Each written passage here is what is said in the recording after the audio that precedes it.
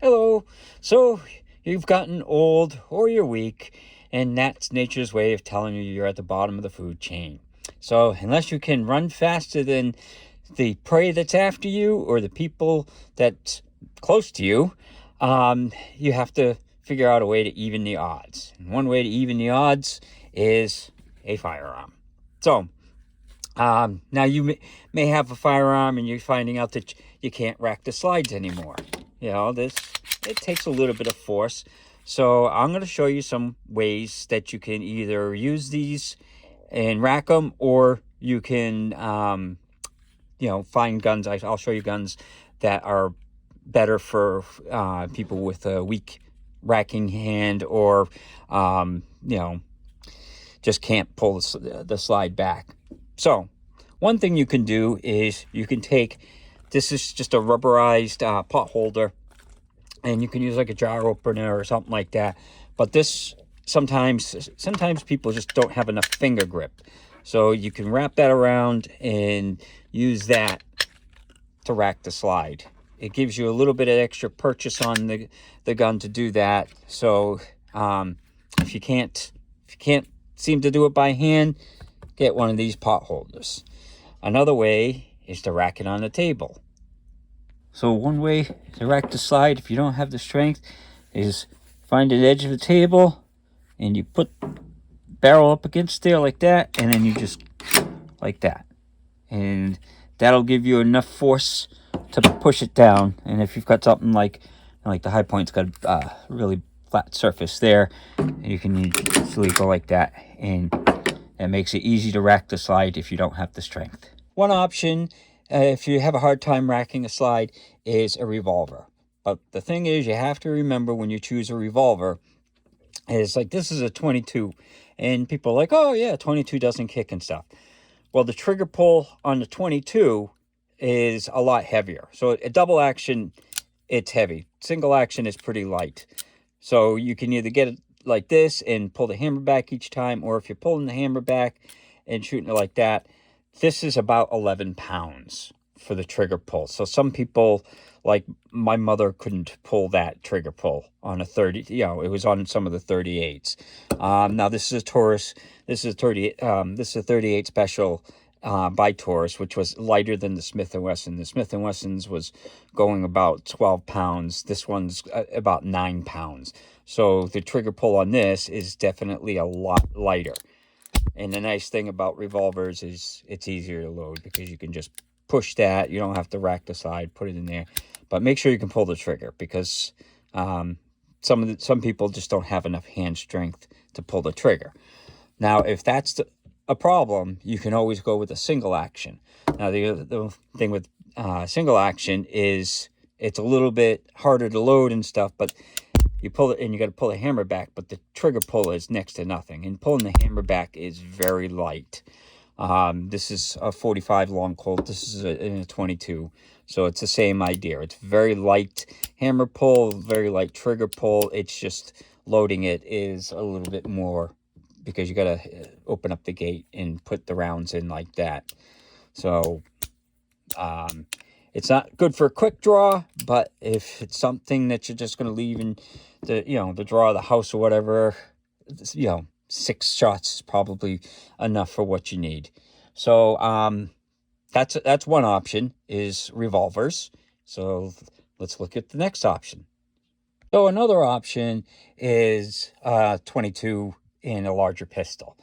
And a lot of people don't recommend 22s, but they're easy to rack. So this is the Ruger SR22, and as you can see, it's pretty easy to rack. So, and this holds 10 rounds, and it's got a safety and decocker and stuff. So this is a pretty nice option. That you've got stuff like, if you're used to a Glock, here's a Glock in 22, and that's a pretty easy slide to rack. So that's another option. And then that's 10 rounds as well. And then this is a Walther PPQ in 22, and this has got a really easy slide to rack. So that's another option. And then we have the Taurus TX22. And again, this is another very light racking slide. And this has got 12 rounds, and this is 14 rounds.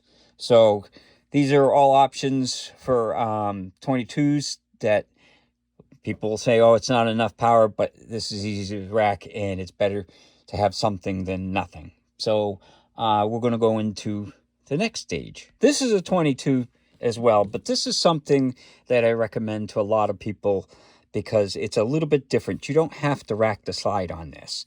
So it's got 8 rounds capacity, but the nice thing is usually I take the first round out of the 8 and you pop up the barrel. It's got a little lever there, and you put the round in, and then you close it, and then that's it. You just pull the trigger. Now the trigger is about 8 pounds, so it's not too heavy. But this is a Beretta Bobcat. Now they make the Tomcat as well, which is in 32 ACP. I think it's AC. And then, you can get some of these are starting. The TSOS, I think, is making the 380 version of this. So it's another option. This is what I ended up buying my mother because she couldn't rack slides, and she couldn't pull the trigger on some of the 38s, but she could use one of these. So again, they make them in different calibers, and this Beretta is starting to make them in, Taurus has a version of this in 22. You can get them in 25, but 25 is kind of outdated. But you can get 32s, and like I said, they're starting to make them in 380s. They're not by Beretta, but it's the same idea. It's a tip-up barrel, and you just load it, and that's it. They don't have to rack the side or anything. So this is an option that I highly recommend. And you can get it in the different calibers if you want. The next guns on the list are 380s. So the reason why I say 380s is 380s are a little bit more dependable than a 22, and they've got a lot more knockdown power than a 22. So you have the little LCP, which is 6 rounds. It's a very lightweight gun. It's very easy to rack comparatively. A little harder than these two, but it's pretty easy to rack, and it's very small and easy to carry. Downside to this is the recoil is pretty stout, so that may be a good option for just self-defense, but target-wise, it'll hurt after a while. So another one is the Bersa 380. So this has got 8 rounds capacity, and the racking on this is pretty lightweight, and it's hammer fired.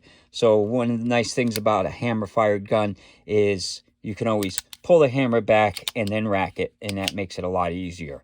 So if they're really sensitive, then that's something that they can do. And then this has got the safety decocker on it, and it's a pretty nice gun. They're very dependable and stuff, and they're not too expensive. Most of the 380s are pretty inexpensive. They're, $200 to $300 range.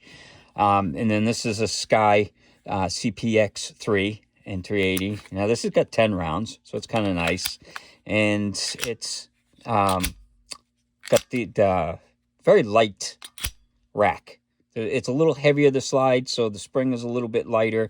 There's like no safety switches on it. That's the slide release. So it's a very nice gun for someone that's just the recoil sensitive and stuff. It's got 10 rounds, which is really nice.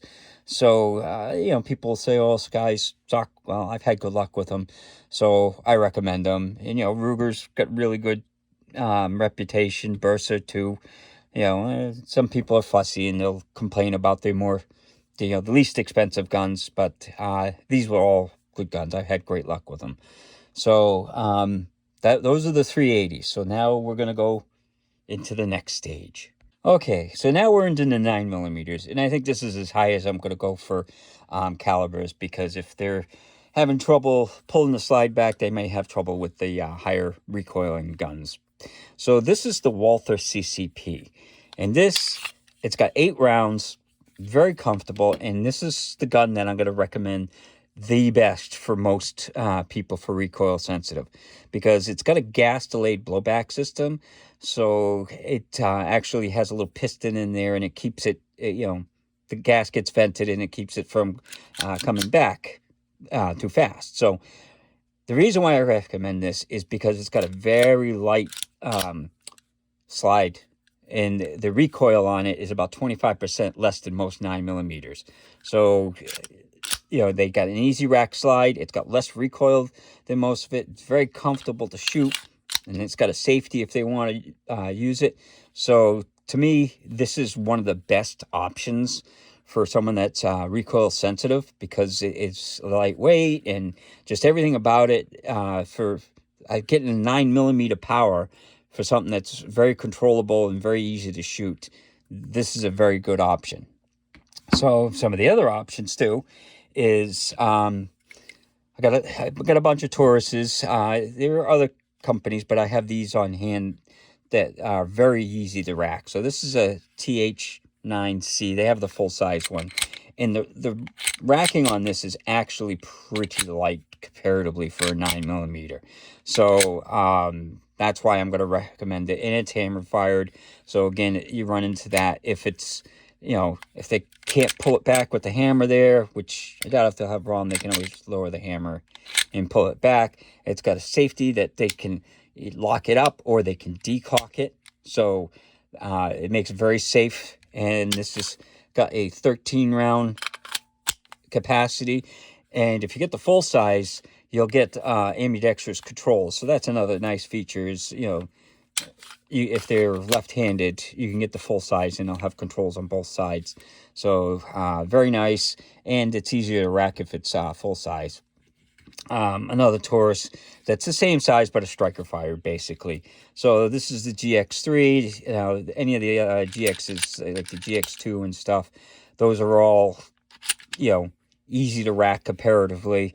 This has got 12-round capacity, and they're pretty small and lightweight. It's got a safety on it if they like the safety.